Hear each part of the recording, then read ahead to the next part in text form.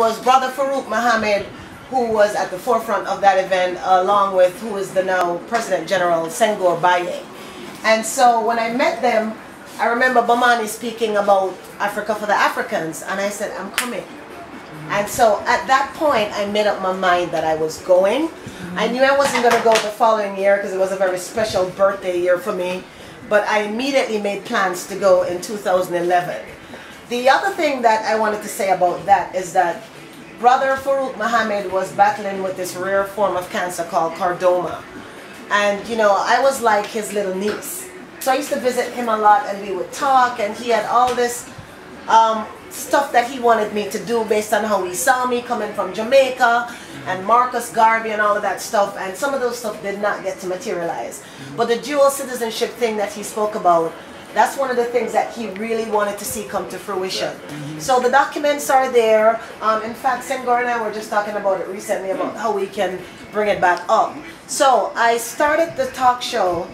I started shooting the talk show in September 2010 with a release date. I wanted to release the first show on January 1st, 2011. That was the release date. So the way I do the show is I invite all the guests, just like we're here today, and it's the videographer comes for one day, and I know who my guests are, and so my makeup person comes, and for example, I'm going to be talking to Ras Marvin. I'll probably wear a shirt that says I'm the Rocket Man, or something like that, just to dress to complement whatever topic we're going to be talking about. I go upstairs, we come, there's a live studio audience just like you, and we're doing an interview just like this, unscripted, pretty much unedited. The editor just puts on the lower thirds and bam, we press it to go. And so Farouk, I invited Farouk to come to my house, and I live like how you people think you're coming far when you're coming to Bamani. That's how they think when they're coming to my house. Oh God, it's in the bush. You're really too far. I'm like, it's a show, come on. Farouk was so sick. Farouk made the effort. He came, did a great interview, and I'm saying this because I want you to watch it. I'm not sure if you can watch it today. And he spoke about dual citizenship. He also spoke about his health challenges. 1 month later, he passed. Exactly. You know, it was just so sad, but you know, he had outlived the doctor's orders. Because when he was first diagnosed about 2 years before, they told him he had like 6 months to live or something. So, very, very powerful person, the Consul General. And so, it's a way for you to kind of get to know his spirit and also get some more information on dual citizenship if you're interested. And you know, just get some more information on the UNIA. There's also, and I call them pepisodes, not episodes, because it's pep, you know. So I've done 3 seasons. They're all on YouTube. You don't have to pay to watch them. That's going to change with season 4 though. So you need to start making some money. And then we'll probably do one here live. We did one in Ghana on the bus when we were there. We did one that actually made the whole season when we were in Ghana, in the backyard on 2011, Bamani and Sister Imakas. It's a really nice show, but it's a way for the viewers to get to know more about people who appear ordinary, but they're doing extraordinary things. So that's a little bit about me. Now we're going to move on. We have a young man here. So we want you to introduce yourself, tell us your name, where you're from originally if you're not from Atlanta, your most memorable travel memory, and why you want to go to Ghana or go back to Ghana if you've been before. Okay. Well, hello everyone. Again, my name is Denzel Walker. I'm not originally from Atlanta. I was actually born on Fort Devens Air Force Base in Massachusetts. My father was retired military. I'm retired military. Traveled all over the world. In fact, I was raised in Europe. But while we were in Europe, my mother was a Black Panther. This was back in the 70s. And we used to always, my mother would always take us, because my dad couldn't go because he was working for the United States government. But my mom would take us to these meetings, these Black Panther meetings when I was a kid. So I got a lot of knowledge about my African roots. But I've lived in that Caucasoid world all my life. I'm 46 now, and I've always dealt with the Caucasoid. I've seen how many problems and confusion American and European colonialism. I've seen it, and sad to say, I've been part of it with the United States Army. What made me finally decide to go back to my home was, let me back up. I've done a tour in Afghanistan, a tour in Iraq, and I did a tour in Djibouti. I imagine a lot of you didn't even know we had an army base in Djibouti. I did not know either. Yeah, we do. It's on the Horn of Africa. But I was there, and I saw how the United States government basically manipulates and uses the African. But not only the African. Played the same game in Afghanistan. I seen the same game in Iraq. My dad, he went to Vietnam. He told me the same games were going over there in Vietnam. So I watched it, didn't like it, had to participate in it because it was my job, it was my career.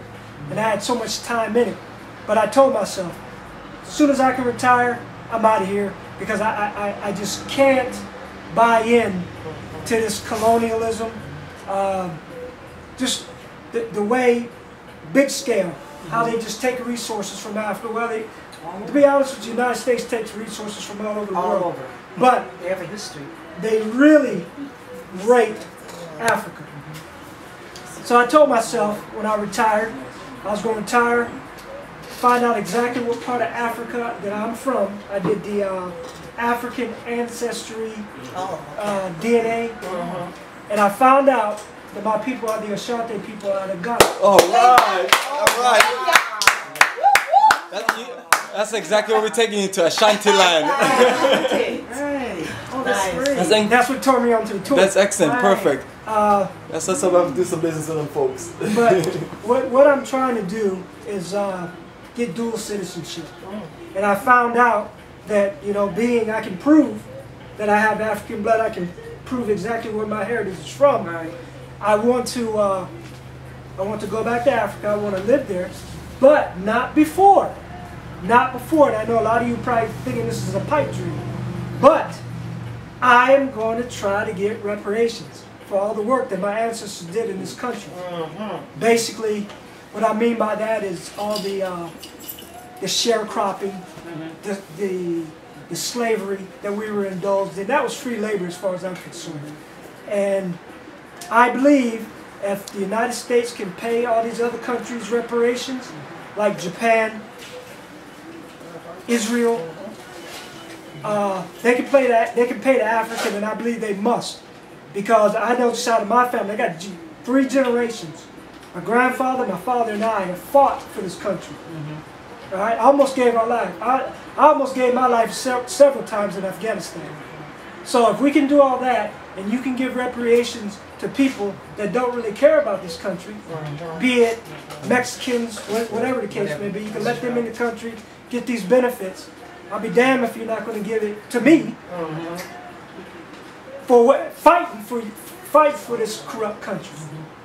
That's the least you can do.